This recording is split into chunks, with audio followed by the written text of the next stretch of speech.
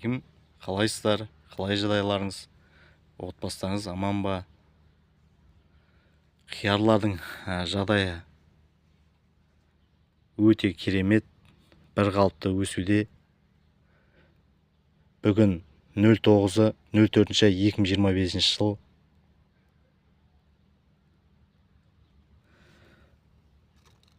Мына қиярдың сорты Сибирин. Бұның салмағы 130 граммға дейін барады.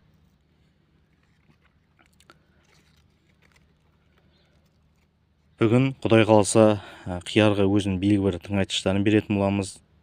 Бұл тыңайтқыштар адам денсаулығына зияны жоқ.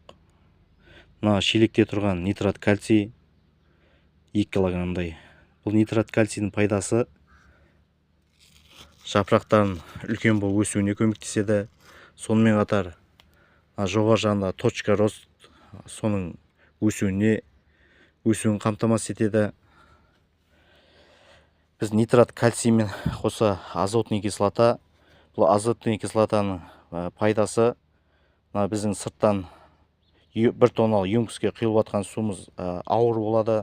Сол суды жұмсақ қып қиярларға жібереді, өзінің белгілі бір мөлшермен қосатын жағдайда.